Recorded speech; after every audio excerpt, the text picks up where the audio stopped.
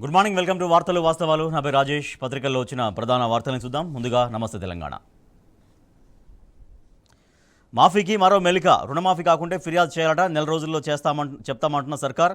లక్షలోపు అందరికీ పూర్తి చేశామంటున్న ప్రభుత్వం. కాని వారు ఏఈఓలను సంప్రదించాలని సూచన. మాఫీ కాక జాబితాలో పేర్లు లేక రైతుల్లో ఆందోళన.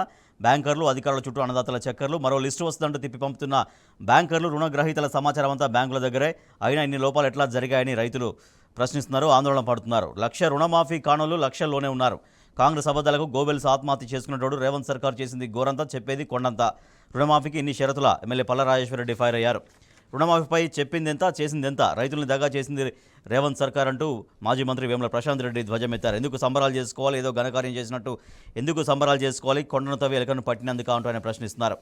గ్రూప్ 2 వాయిదా. డిసెంబర్లో పరీక్షకు తెలంగాణ పబ్లిక్ సర్వీస్ కమిషన్ నిర్ణయం. అభ్యర్థుల ఆందోళనలతో దిగొచ్చిన సర్కార్ పోస్టుల పెంపుపై మాత్రం స్పష్టత ఇవ్వలేదు. నర్సింగ్ బదిలీలో రచ్చ.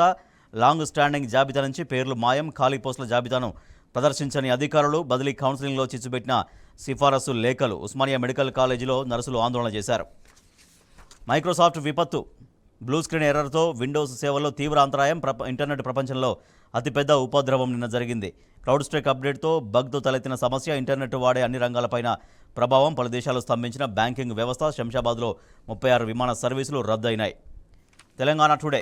Global tech outage disrupts flights, paralyses services. Many farmers miss out on loan waiver. KTR takes a dig at Revanth Reddy.